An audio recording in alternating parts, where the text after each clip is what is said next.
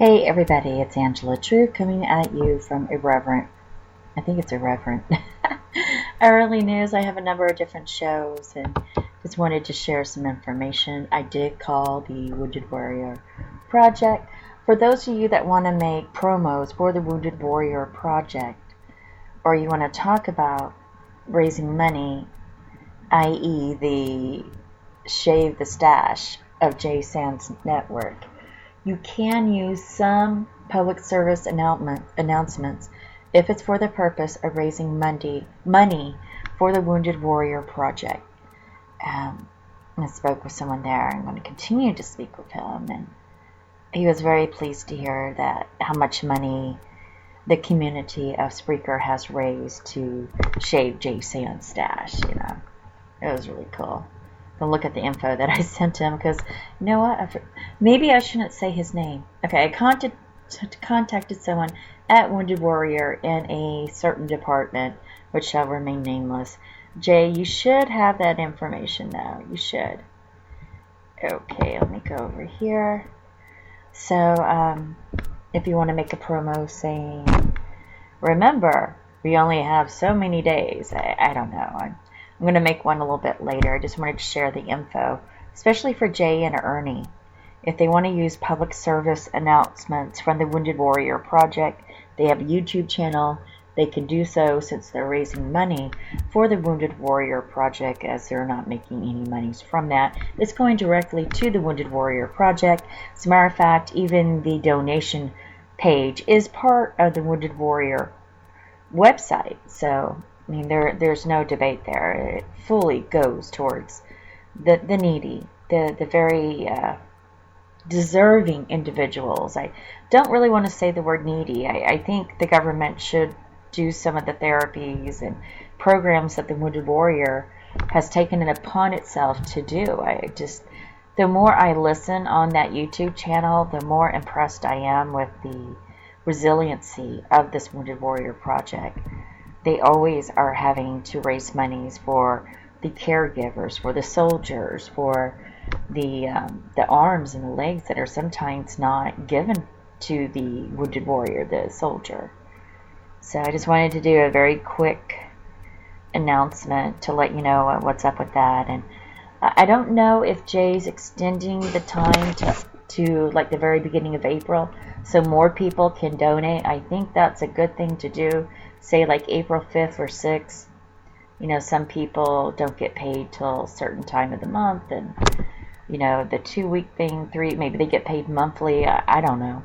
I just say, well, why don't we give the biggest donation we can to the Wounded Warrior Project? Like, I'm a single mom. I mean, I can't give a lot right now because my budget is really stretched. I had a van repair, and now, the brakes I needed. It never ends, I tell you. But you know what never ends? The struggle that our Wounded Warriors go through each and every day, every night, waking up in pain, struggling to do the independent things that you and I take for granted. I don't care how you feel about war or the army or the government, that you think the government's way too big, we shouldn't be over there.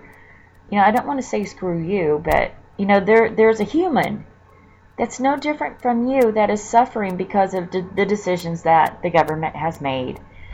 And they chose to serve our country, and we should honor them by taking care of them. Now, where I live in Tulsa, we even have an office that helps our veterans as they come back, our soldiers as they come back stateside. If they come to Oklahoma, if they come to Tulsa, we don't want them sleeping under a bridge. We're not going to let them be homeless. Matter of fact, our Veterans Day parade, Tulsa's not that big, mind you. It's the 3rd largest in the nation. And I'm telling you, the rest of the nation, you should be ashamed. You can do what we do. We take pride in our soldiers. And it angers me that we're the 3rd largest. We shouldn't be the 3rd largest. We should be like 20th or 30th. There's so many different cities that could have a Veterans Day parade. Chicago. Well, what the hell is wrong with you? And just, if we can do it, you can do it too. Get involved in your community. Help a soldier today. Help somebody. Remember, there's a world outside of the internet. There's a world outside your home. And there's someone in need. They may not live right next door to you. I try to help my neighbors. And there was this one young girl. I drove her to and from her surgeries. I would take her to the hospital when she needed to. When she wanted to go to the prom, guess who took her? Yeah, it was me. And I picked her up, and she had a good time. And her mother didn't have a car. And I can't tell you how many times I've had a knock at my door. I remember one time. See, this is what I'm talking about. You need to let it be known that you're kind. Don't let people walk all over you, yes, but at the same point, we're given so much in this country, and some people just take it for granted. They got tons of cars. You can donate that to a nonprofit agency. You can usually get a $3,000 tax write-off. Maybe the car's only worth $500. You can get a $3,000 tax write-off. So, think about it. There's lots of organizations.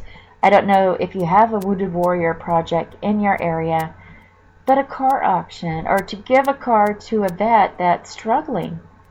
You get a tax write-off, he gets transportation. You have no idea what a big difference that may make in a veteran's life, in a soldier's life that is struggling to get back on his feet. Give them dignity. Help them out. Give them a hand up. That's all they're asking for. And would it really kill you if you knew someone that was struggling, that's a soldier, or maybe it's a caregiver, and maybe it's the person that's left behind, the spouse, and they're overwhelmed? Would it really kill you? Like me as a woman, I've gone to other women's houses when they've been overwhelmed with life. And I said, I'll come over there for a visit. And my whole plan is to clean their kitchen. I'm not trying to overtake their home. I'm just trying to help them out. And I've never known any of them really to be mad at me for helping them. And of course, I ask politely and all that. There's things you can do. Watch the kids for an afternoon. Let them go get their nails done at a beauty college if that's all they can afford. Or better yet, watch the kids, pay for them to get their nails done, to get a massage. Massage usually is like $30 for 30 minutes or 45 minutes, to release some of the stress that a spouse that's left behind has. Or do it for the soldier that has just come back.